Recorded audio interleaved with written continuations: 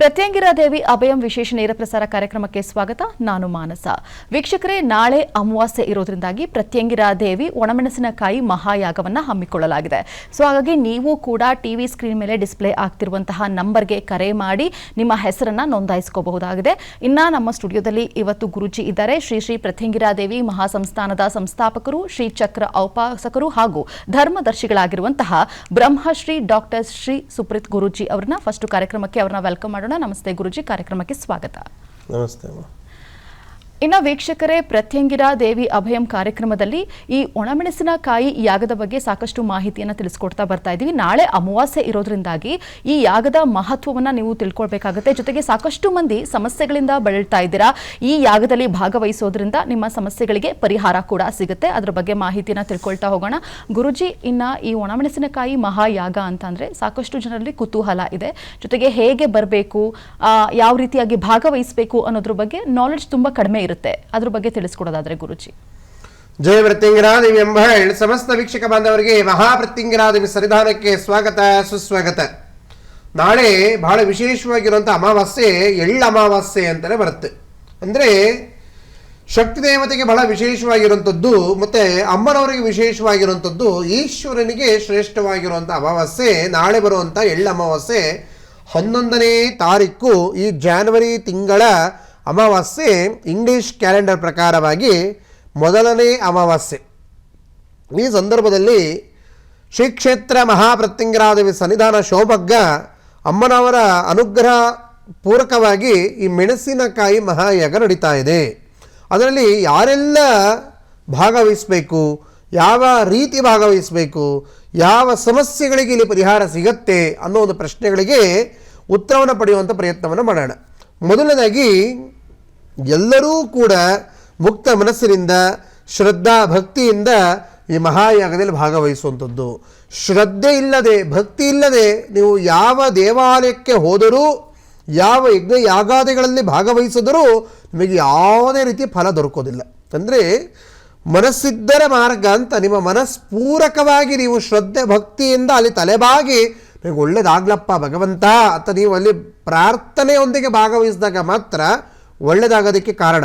ಯಾರ್ದೋ ಒತ್ತಾಯಕ್ಕೆ, ಇಲ್ಲ ಯಾರ್ದೋ ಒಂದು ಮಾತಿಗೆ, ಇಲ್ಲ ಯಾರ್ದೋ ಬಲವಂತಕ್ಕೆ, ಇಲ್ಲ ಎಲ್ಲ ಕಡೆ ಹೋಗಿದ್ದೀನಿ ಇಲ್ಲೂ ಒಂದು ಹೋಗಿ ನೋಡೋಣ ಅಂತ ತಾತ್ಸಾರ ಮನೋಭಾವದಿಂದ ನೀವು ಬಂದರೂ ಅದು ಪ್ರಯೋಜನ ಇಲ್ಲ. ಇದನ್ನು ಅರ್ಥ ಮಾಡ್ಕೊಳ್ಳಿ. ಇದು ನಮ್ಮ ದೇವಸ್ಥಾನ ಶಿವಮೊಗ್ಗ ಪ್ರತ್ಯಂಗಿರಾ ಸನ್ನಿಧಾನ ಮಾತ್ರವಲ್ಲದೆ ಯಾವುದೋ ದೇವಸ್ಥಾನಕ್ಕೆ ಹೋಗಿ ಅಲ್ಲಿ ನೀವು ಒಂದು ಭಕ್ತಿ, ಒಂದು ಶ್ರದ್ಧೆ, ಒಂದು ನಂಬಿಕೆ ಇಲ್ಲದೆ ನೀವು ಹೋಗಿ ಪ್ರಯೋಜನ ಇಲ್ಲ. ಇದನ್ನು ಫಸ್ಟ್ ಅರ್ಥ ಮಾಡ್ಕೊಳ್ಳಿ. ಈ ಭಕ್ತಿ ಶ್ರದ್ಧೆಯಿಂದ ಭಾಗವಹಿಸಬೇಕು ಅನ್ನೋದು ನನ್ನ ಮಾತಿನ ಪರಿಪೂರ್ಣವಾಗಿರೋ ತಾತ್ಪರ್ಯ.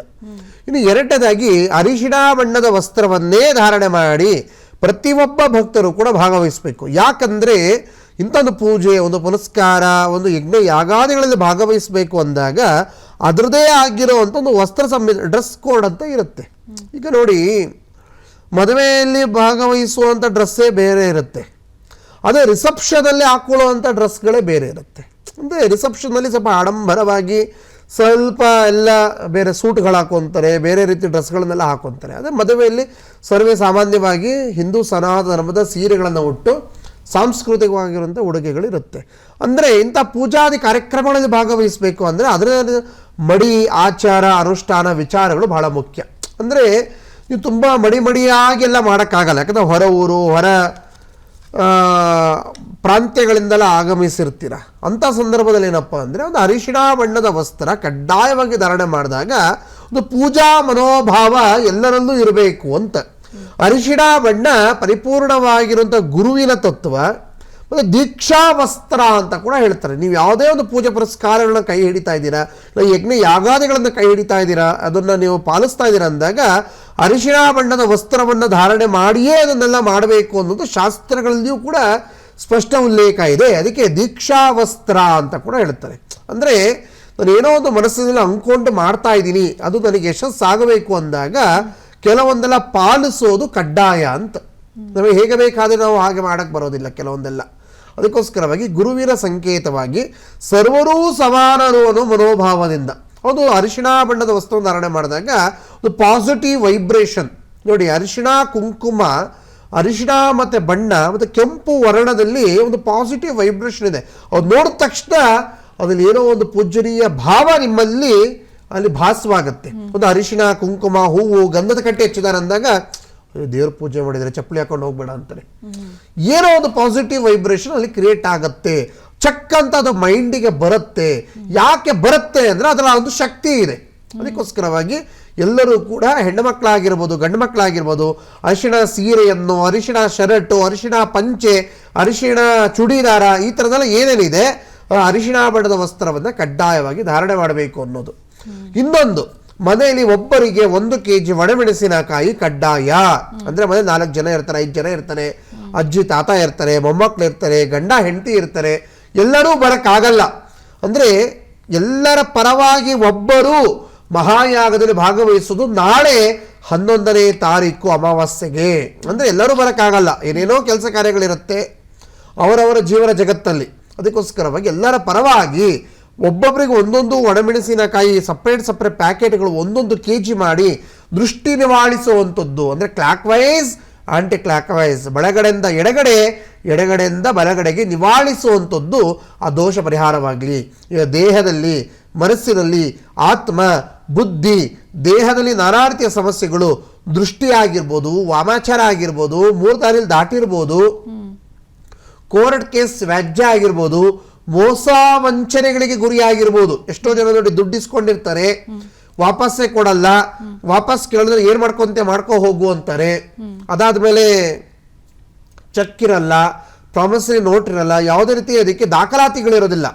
ತುಂಬಾ ಚೆನ್ನಾಗಿರ್ತಾರೆ, ತುಂಬಾ ಒಳ್ಳೆ ವಿಶ್ವಾಸವಾಗಿ ಮಾತಾಡ್ತಾರೆ, ಬಹಳ ಫ್ರೆಂಡ್ ಆಗಿರ್ತಾರೆ, ಬಹಳ ಕ್ಲೋಸ್ ಆಗಿರ್ತಾರೆ, ಅವಾಗ ವ್ಯವಹಾರ ಮಾಡಿ ದುಡ್ಡಿಸ್ಕೊಂಡಿರ್ತಾರೆ. ಆ ದುಡ್ಡು ವಾಪಸ್ ಕೇಳಿದಾಗ ಅವರೇ ಶತ್ರು ಆಗ್ತಾರೆ. ಏನ್ ಮಾಡ್ಕೊ ಹೋಗು, ಏನ್ ಬೇಕಾದ್ರೂ ಮಾಡ್ಕೊ ಹೋಗು ಅಂತ ಯಾವುದಕ್ಕೂ ಅಂಜಲ್ಲ. ಅಂದ್ರೆ ಅಷ್ಟು ತಾತ್ಸಾರ ಮನೋಭಾವದಿಂದ ಅಲ್ಲೆಗಳೆದು ಬಿಡ್ತಾರೆ. ಅವಾಗ ನಮಗೆ ಎಲ್ಲಿ ದಿಕ್ಕು? ನಾವು ಕಷ್ಟಪಟ್ಟು ಶ್ರಮಪಟ್ಟು ಸಂಗ್ರಹ ಮಾಡಿದ್ದು ಇವರಿಗೆ ನಾವು ಕೊಟ್ಟುಬಿಟ್ಟು ಇವತ್ತು ನಾವು ಬರಿಗೈಯಲ್ಲಿ ನಿಂತಿದ್ದೀವಿ. ನಮಗೆ ಕಷ್ಟ ಅಂತ ನಮಗೆ ಬಂದಾಗ ಯಾರು ನಮಗೆ ಸಹಾಯ ಮಾಡೋರಿಲ್ಲ. ನಾವು ಹೇಗೆ ಆ ದುಡ್ಡನ್ನು ವಾಪಸ್ ಪಡೆಯೋದು ಅಂದಾಗ ಈ ಪ್ರತ್ಯಂಗಿರ ಮಹಾಯಾಗದಲ್ಲಿ ಅರಳಿ ಮರದ ಎಲೆಯಲ್ಲಿ, ಅರಳಿ ಮರದ ಎಲೆಯಲ್ಲಿ ಕಪ್ಪು ಸ್ಕೆಚ್ ಪೆನ್ನಲ್ಲಿ ಹೆಸರನ್ನ ಬರೆದುಬಿಟ್ಟು ಮಹಾಯಾಗದಲ್ಲಿ ಹಾಕಿದ್ರೆ ಅದು ದೈವ ಹುಯಿಲಾಕೋದು ಅಂತ ಅದಕ್ಕೆ. ಅಂದ್ರೆ ಏನೋ ನ್ಯಾಯ ತೀರ್ಮಾನ ಇಲ್ಲ ಹುಯಿಲಾಕೋದು ಅಂತ ಆಡು ಭಾಷೆಯಲ್ಲಿ ಹೇಳ್ತಾರೆ. ಅವರಿಗೆ ನಿಮಗೆ ದುಡ್ಡು ಕೊಡುವಂತ ಒಂದು ಮನಸ್ಥಿತಿ ಬಂದು ಜಗನ್ಮಾತೆ ಶಕ್ತಿಯಿಂದ ಅವರಲ್ಲಿ ದುಡ್ಡು ನಿಮಗೆ ವಾಪಸ್ ಬರೋದಕ್ಕೆ, ಇಲ್ಲ ಮೋಸ ವಂಚನೆ ಆಗಿರುವಂತ ವ್ಯಕ್ತಿಗೆ ನ್ಯಾಯ ದೊರಕಿಸುವಂತ ಕಾರ್ಯ ಕೂಡ ಅಲ್ಲಿ ನಡೆಯುತ್ತೆ. ಇನ್ನೊಂದು ಎರಡನೇದೇನಪ್ಪ ಅಂದ್ರೆ ವಿಪರೀತ ತೊಂದರೆ ಕೊಡ್ತಾ ಇದ್ದಾರೆ, ವಿಪರೀತ ತಾಪತ್ರಯ ಮಾಡ್ತಾ ಇದ್ದಾರೆ.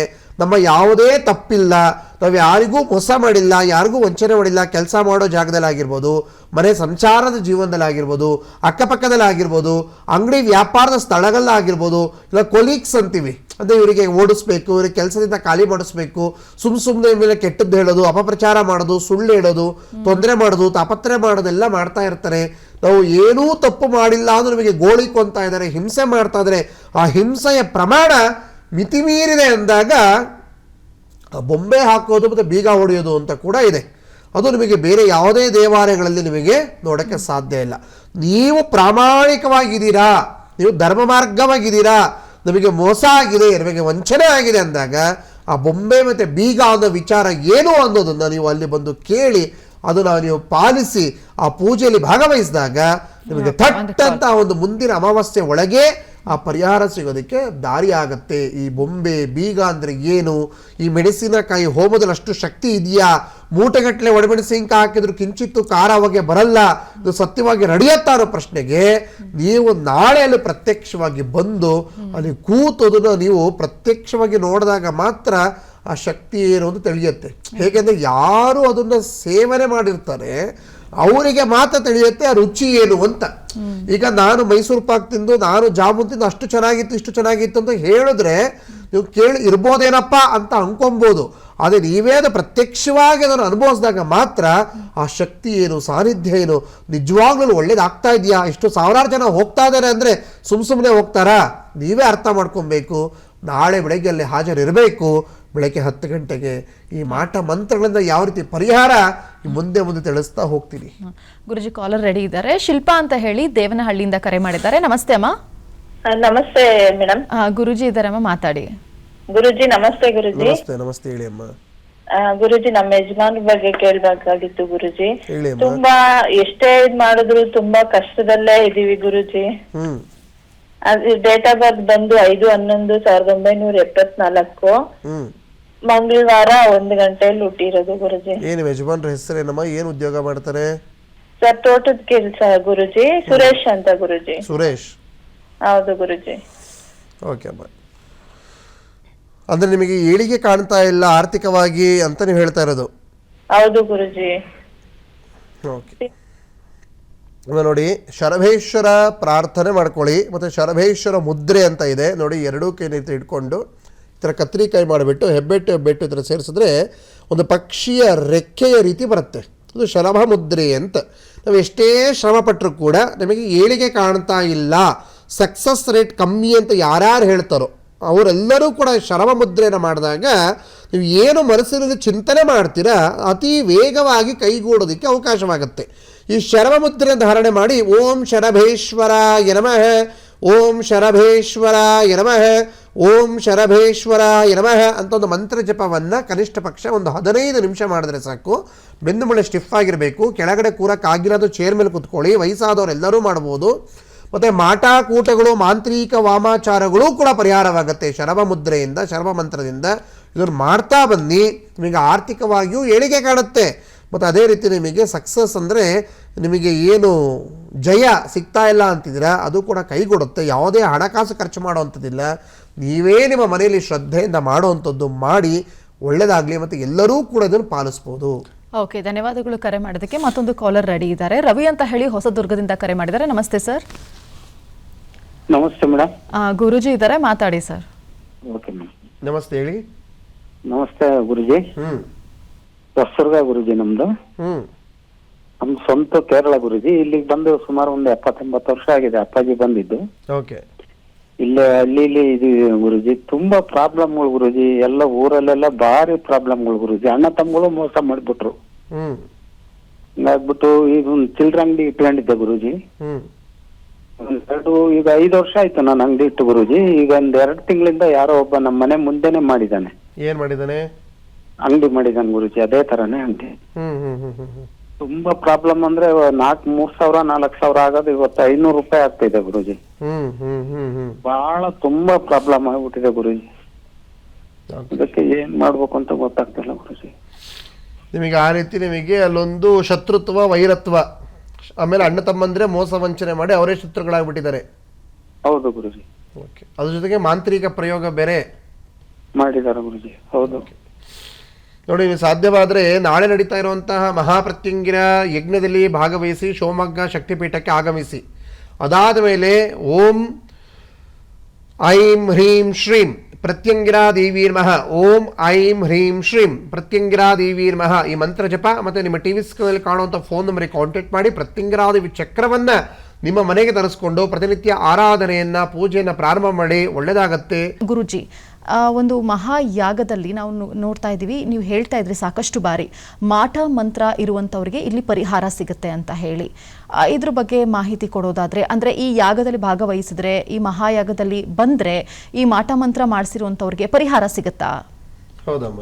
ಯಾಕಂದರೆ ನೋಡಿ, ನಮ್ಮ ಪುರಾಣ ಗ್ರಂಥಗಳಲ್ಲಿ ಮತ್ತು ಸರ್ವೇ ಸಾಮಾನ್ಯವಾಗಿ ಎಲ್ಲರಿಗೂ ತಿಳಿದಿರೋ ರೀತಿ ಒಂದೊಂದು ರೀತಿಯ ಸಮಸ್ಯೆಗಳಿಗೆ ಇಲ್ಲ ಒಂದೊಂದು ರೀತಿಯ ವಿಚಾರಗಳಿಗೆ ಒಂದೊಂದು ರೀತಿಯ ದೇವತಾ ಆರಾಧನೆ, ಒಂದೊಂದು ರೀತಿಯ ಹೋಮಗಳನ್ನೆಲ್ಲ ಮಾಡೋದು ಎಲ್ಲರಿಗೂ ಗೊತ್ತಿದೆ. ಫಾರ್ ಎಕ್ಸಾಂಪಲ್ ಒಂದು 2-3 ಹೇಳ್ತೀನಿ ಕೇಳಿ. ಈಗ ನವಗ್ರಹಗಳು ಅಂತಿದೆ. ಅದೇ ರೀತಿ ಲಕ್ಷ್ಮೀ ಕೃಪಕಟಾಕ್ಷಕ್ಕೆ ಅಂದರೆ ಧನ ಪ್ರಾಪ್ತಿಗೆ ಮಹಾಲಕ್ಷ್ಮಿನ ಆರಾಧನೆ ಮಾಡಬೇಕು. ಇನ್ನು ವಿದ್ಯಾಭ್ಯಾಸದಲ್ಲಿ ಏಳಿಗೆ ಕಾಣಬೇಕು, ಒಳ್ಳೆ ರೀತಿ ಕೆಲಸ ಸಿಗಬೇಕು, ಒಳ್ಳೆ ಎಕ್ಸಾಮ್ ಪಾಸ್ ಆಗಬೇಕು, ಒಳ್ಳೆ ರೀತಿಯ ವಾಗ್ಮಿ ಆಗಬೇಕು, ಒಳ್ಳೆ ರೀತಿಯ ಮಾತಿನ ಚಾತುರ್ಯ ಬರಬೇಕು, ಅದಕ್ಕೆಲ್ಲ ಅವನು ವೀಣೆ ನುಡಿಸ್ಬೇಕು, ಸಂಗೀತಗಾರ ಆಗಬೇಕು. ಇವರೆಲ್ಲ ಶಾರದಾಂಬೆಯನ್ನು ಆರಾಧನೆ ಮಾಡೋದು ಎಲ್ಲರಿಗೂ ಗೊತ್ತಿದೆ. ಹೀಗೆ ಮೃತ್ಯು ಕಂಟಕ ಬಂದ್ಬಿಟ್ಟಿದೆ, ನಿಮಗೆ ಹಾಸ್ಪಿಟಲ್ ಅಡ್ಮಿಟ್ ಆಗ್ಬಿಟ್ಟಿದ್ದಾರೆ. ಇವಾಗ ಏನ್ ಮಾಡ್ತಾರೆ? ಮೃತ್ಯುಂಜಯ ಹೋಮ ಮಾಡಿಸ್ತಾನೆ. ಇದೆಲ್ಲರಿಗೂ ಗೊತ್ತಿರೋದು ಅಲ್ವಾ? ಹಾಗೆ ನಮಗೆ ಯಾವ ಸಮಸ್ಯೆಗಳು ಎದುರಾಗಿದೆಯೋ ಆ ಸಮಸ್ಯೆಗಳ ಪರಿಹಾರಕ್ಕೆ ಕೆಲವೊಂದು ಹೋಮಗಳು, ಪೂಜೆಗಳು, ಮಂತ್ರ ಜಪ, ಕೆಲವೊಂದು ತಾರಾಬಲ, ಗ್ರಹಬಲಗಳು, ಜಾತಕಗಳು, ಗ್ರಹಕೂಟಗಳೆಲ್ಲ ನೋಡೋದು ಅನಾದಿ ಕಾಲದಿಂದ ಬಂದಿದೆ. ಹಾಗೆ ಒಂದೊಂದು ಸಮಸ್ಯೆಗಳಿಗೆ ಒಂದೊಂದು ದೇವತಾ ಆರಾಧನೆ ಹೇಗೆ ತಿಳಿಸಿದರೋ ಅದೇ ರೀತಿ ಇಂಥ ವಾಮಾಚಾರ, ಮಾಟಮಂತ್ರ, ಶತ್ರುಕಾಟ, ಭೂತ, ಪ್ರೇತ, ಪಿಶಾಚಿ, ನೆಗೆಟಿವ್ ವೈಬ್ರೇಷನ್ಸ್ ಅಂತ ಏನೇನಿದೆ, ನಕಾರಾತ್ಮಕ ಶಕ್ತಿ, ಕಣ್ಣಿಗೆ ಕಾಣದೇ ಇರುವಂಥ ಪ್ರಬಲವಾದಂತಹ ಶಕ್ತಿ, ಯಾವುದೋ ಒಂದು ಭೂತ ಪ್ರೇತ ಪಿಶಾಚಿಗಳ ಚೇಷ್ಟೆಯೋ ಇಲ್ಲ ಶತ್ರುಗಳು, ಇಂತೆಲ್ಲ ಸಮಸ್ಯೆಗಳ ಪರಿಹಾರಕ್ಕೆ ಪ್ರತ್ಯಂಗಿರಾ ದೇವಿಗೆ ವಿನಃ ಮತ್ತೊಂದು ಶಕ್ತಿ ಇಲ್ಲ ಅಂತ. ಅಂದ್ರೆ ಉಗ್ರ ದೇವತೆ, ಭದ್ರಗಾಳಿಗಿಂತಲೂ ಪ್ರಬಲವಾದಂತಹ ದೇವತೆ. ಇಂಥ ಒಂದು ಶತ್ರು ನಾಶವಾಗಬೇಕು, ಶತ್ರು ಪರಾಜಯವಾಗಬೇಕು, ನಾವು ಅಂದ್ಕೊಂಡಂಥ ಕೆಲಸ ಕಾರ್ಯದಲ್ಲಿ ನಮಗೆ ಜಯವಾಗಬೇಕು, ನಮಗೆ ಯಾರ್ಯಾರು ಕೆಡಕ ಮಾಡಿದರೋ ಅಂಥ ಶತ್ರುಗಳು ನಾಶವಾಗಿ ನಮಗೆ ಜಯವಾಗಬೇಕು ಅಂದರೆ ಪ್ರತ್ಯಂಗಿರಾದೇವಿ ಆರಾಧನೆಯೇ ಮಾಡಬೇಕು. ಈಗ ಪರಿಹಾರದ ಇನ್ನೊಂದು ದೇವತೆ ಆರಾಧನೆ ಇಲ್ಲವೇ ಇಲ್ಲ. ಯಾಕಂದ್ರೆ ಶತ್ರು ನಿಷೂಧಿಂಚ ಧೀಮಹಿ ತನ್ನೋ ಉಗ್ರ ಪ್ರಚೋದಯಾತ್ ಅಂತ ಹೇಳಿದೆ. ಅಂದರೆ ಎಂಥ ಬಲಿಷ್ಠವಾದಂತಹ ಕೆಡಕಿಯೇ ಆಗಿರಲಿ, ಎಂಥ ಬಲಿಷ್ಠವಾದಂತಹ ಮಾಂತ್ರಿಕ ಪ್ರಯೋಗವೇ ಆಗಿರಲಿ, ಆ ಶತ್ರು ಎದುರಾಳಿ ಎಂಥ ಬಲಿಷ್ಠವಾದಂತಹ ಪ್ರಬಲವಾದಂತಹ ಶಕ್ತಿ ಸಾಮರ್ಥ್ಯವನ್ನೇ ಹೊಂದಿದ್ರು ಕೂಡ ಅವರನ್ನ ಆ ಜಗನ್ಮಾತೆ ಸಡೆ ಬಡೆದು ಆ ಧರ್ಮ ಮಾರ್ಗವಾಗಿರುವಂತಹ ಭಕ್ತನನ್ನ ಮುಂದೆ ನಡೆಸ್ತಾರೆ. ಇದರ್ಥ ಏನು? ಪ್ರತ್ಯಂಗಿರಾದೇವಿ ಪರಿಪೂರ್ಣವಾಗಿ ಧರ್ಮದೇವತೆ, ಭಕ್ತಿಗೆ ಒಲಿಯುವಂಥವಳು. ಈ ಪ್ರತ್ಯಂಗಿರಾದೇವಿಗೆ ಯಾವ ಕಾಲಕ್ಕೂ ಪ್ರಾಣಿ ಬಲಿ ಇಲ್ಲ, ರಕ್ತ ಬಲಿ ಇಲ್ಲ. ದೇವಿ ಹತ್ರ ಹೋಗ್ಬಿಟ್ಟು ಕೋಳಿ ಕುಯ್ದು ಬಿಡ್ತೀನಿ, ಕುರಿ ಕಡ್ದು ಬಿಟ್ಟಿದ್ದೀನಿ, ಏನೋ ಒಂದು ರಕ್ತ ಬಲಿ ಕೊಡ್ತೀನಿ, ಚೆನ್ನಾಗಿ ಒಂದು ನಾನ್ ವೆಜ್ ಅಡುಗೆ ಮಾಡಿಸ್ತೀನಿ, ಇದೆಲ್ಲ ಇಲ್ಲ. ಅವನು ಧರ್ಮ ಮಾರ್ಗವಾಗಿದ್ದಾನ, ಅವನು ಸತ್ಯವಾಗಿದ್ದಾನ, ಅವನು ಪ್ರಾಮಾಣಿಕವಾಗಿದ್ದರೂ ಸುಖ ಸುಮ್ಮನೆ ಅವನ ಮೇಲೆ ತಾಪತ್ರಗಳನ್ನು ಮಾಡ್ತಾ ಇದ್ದಾನೆ, ಸುಮ್ಮನೆ ಅವನಿಗೆ ಕೆಡಕ ಮಾಡ್ತಾ ಇದ್ದಾನೆ, ಸುಮ್ಮನೆ ಅವನ ಮೇಲೆ ಅಪಪ್ರಚಾರ ಮಾಡ್ತಾ ಇದ್ದಾನೆ, ಆ ಫ್ಯಾಮಿಲಿಯ ಕುಟುಂಬಕ್ಕೆ ತೊಂದರೆ ಕೊಡ್ತಾ ಇದ್ದಾರೆ ಅಂದಾಗ ಧರ್ಮ ಮಾರ್ಗವಾಗಿದ್ದಂಥವನ್ನು ಅನುಗ್ರಹ ಮಾಡುವಂಥವಳೇ ಈ ಪ್ರತ್ಯಂಗಿರಾದೇವಿ. ಇದನ್ನು ಅರ್ಥ ಮಾಡ್ಕೊಳ್ಳಿ. ಏನೋ ಕುರಿ ಕಡಿತೀನಿ ಅಂದ ತಕ್ಷಣ ಆ ದೇವಿ ಅನುಗ್ರಹ ಮಾಡಿಬಿಡ್ತಾಳೆ, ಏನೋ ಚಿನ್ನಾಭರಣಗಳನ್ನ ಹರಕೆ ಒಪ್ಪಿಸ್ಬಿಡ್ತೀವಿ ಅಂದರೆ ಅನುಗ್ರಹ ಮಾಡಿಬಿಡ್ತಾಳೆ. ಮೋಸ ಮಾಡಿರೋರ್ಗೂ ಕೂಡ ತಾಯಿ ಕೈ ಹಿಡಿತಾರದು ಸುಳ್ಳು. ಧರ್ಮ ಮಾರ್ಗವಾಗಿದ್ದಂಥವ್ರಿಗೆ ಅಲ್ಲಿ ಜಯ ಶತಸಿದ್ಧ. ನಿಮ್ಮ ಕರ್ಮವನ್ನ ಕಳೆದು ಧರ್ಮ ಮಾರ್ಗವಾಗಿ ನಡೆಸುವಂಥವಳು ಈ ಪ್ರತ್ಯಂಗಿರಾದೇವಿ. ಅಂದ್ರೆ ಏಟಿಗೆ ಎದುರೇಟು ಅಂತ. ಪ್ರತ್ಯಂಗಿರೆ ಅನ್ನೋ ಪದದ ಅರ್ಥ ಏನು?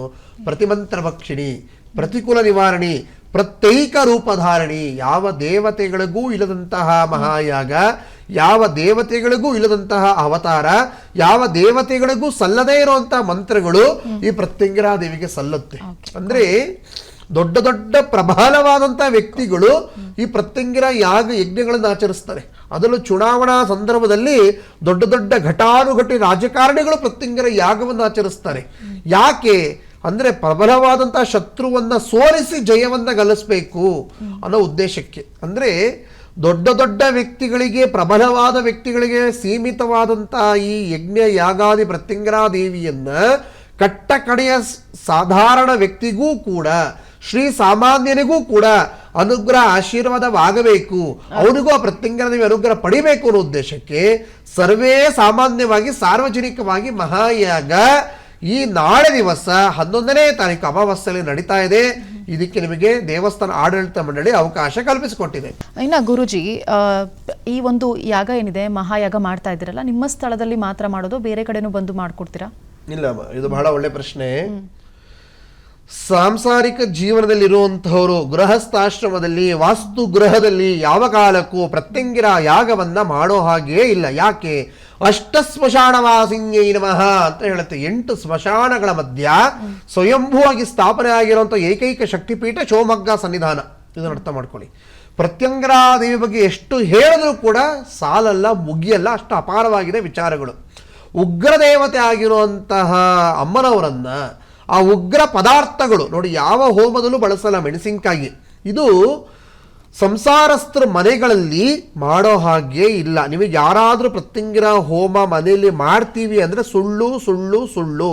ಆ ವ್ಯಕ್ತಿಗೆ ಆ ಹೋಮ ಎಲ್ಲಿ ಮಾಡಬೇಕು ಅನ್ನೋ ಒಂದು ಸಾಮಾನ್ಯ ಜ್ಞಾನವೇ ಇಲ್ಲ. ಅಂದರೆ ಇನ್ನು ತಂತ್ರಜ್ಞಾನ ಏನಿದೆ, ಮಂತ್ರಜ್ಞಾನ ಏನಿದೆ, ಮಂತ್ರ ಹೇಗೆ ಕರಗತ ಮಾಡ್ಕೊಂಡಿದ್ದಾರೆ, ಹೋಮದಲ್ಲಿ ಬಳಸುವಂಥ ವಸ್ತುಗಳೇನು, ಯಾವ ವಸ್ತುವಿಗೆ ಯಾವ ಮಂತ್ರ ಪ್ರಯೋಗ ಮಾಡಬೇಕು, ಅಂಗನ್ಯಾಸ ಕರನ್ಯಾಸಗಳೆಂದರು, ಆ ಅಗ್ನಿ ಆಹ್ವಾನ ಯಾವ ರೀತಿ ಮಾಡಬೇಕು, ಯಾವ ವಿಚಾರಗಳು ಅವರಿಗೆ ಎಳ್ಳಷ್ಟು ಗೊತ್ತಿರಲ್ಲ, ABCD ಗೊತ್ತಿರಲ್ಲ.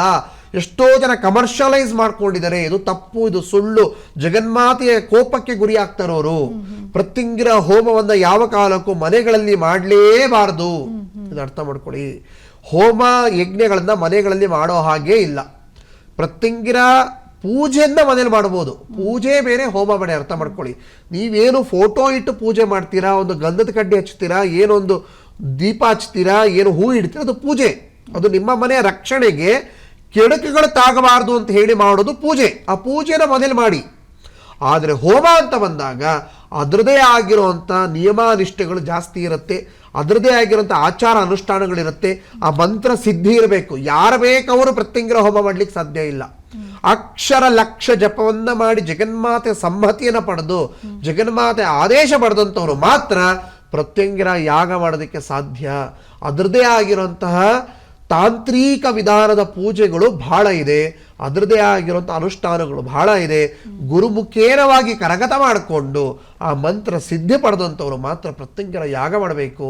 ಯಾಕೆ ಅನ್ನೋ ಪ್ರಶ್ನೆಗೆ, ಆ ಒಂದು ಮಹಾಯಾಗದಲ್ಲಿ ಸಣ್ಣ ಲೋಪದೋಷವಾಗಿದ್ದಕ್ಕೆ ರಾವಣನ ಮಗ ಇಂದ್ರಜಿತ್ ಪ್ರತ್ಯಂಗಿರ ಯಜ್ಞದಿಂದ ಇಂದ್ರದನ್ನೇ ಗೆದ್ದಿದ್ದ ಮಾಯಾವಿ ವಿದ್ಯೆಯಿಂದ. ಅದಕ್ಕೆ ಅವನಿಗೆ ಇಂದ್ರಜಿತ್ ಅನ್ನೋ ಹೆಸರು ಬಂತು. ಮೇಘನಾಥ ರಾವಣನ ಮಗ, ಮಹಾಬ್ರಾಹ್ಮಣನ ಮಗ.